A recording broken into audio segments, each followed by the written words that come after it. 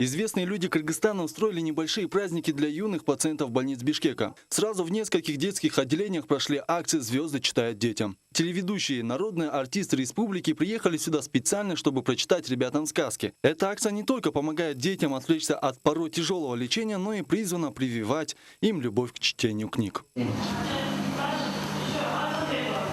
Последние 1,5 года Алина проводит перемены. То здесь в отделении нефрологии в Бишкеке, то дома в Таласе. Временное улучшение вновь и вновь сменяется обострениями. Ей всего 7 лет, но она уже знает, что уколы, лекарства и процедуры, пусть и неприятно, но приносят облегчение. И девушка здесь очень хорошо за нами присматривает. Уколы хорошо колет, безболезненно.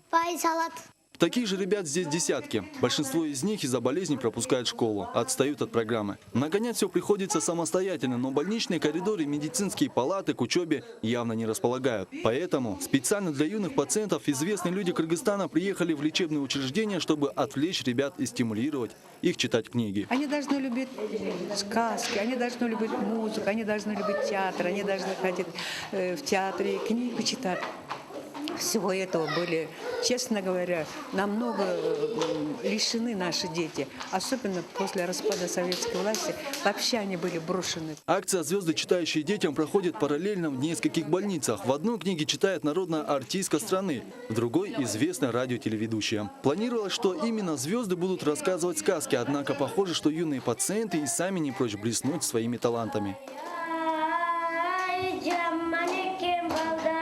Впрочем, для тех, кто и говорить-то пока еще не умеет, такие маленькие праздники – отличная терапия.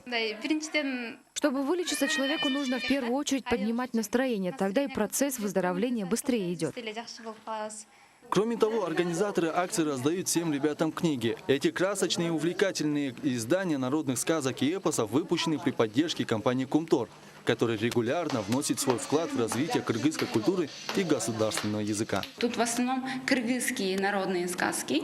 Нам предоставила компания «Кумтор» эти книжки специально для проекта «Звезды, читающие детям». И кроме этого еще для того, чтобы раздавать в регионы, ну как бы сказать, детские дома, да, можно сказать. Более 5000 книг были переданы в фонд экс-президента страны Розы Отунбаева. Все они бесплатно раздаются не только в больницах и новостройках города, но и распространяются по детским садам и учебным заведениям всей республики. Нурис Алымбаев, Игорь Потанин, Давран Игамбердиев, НТС.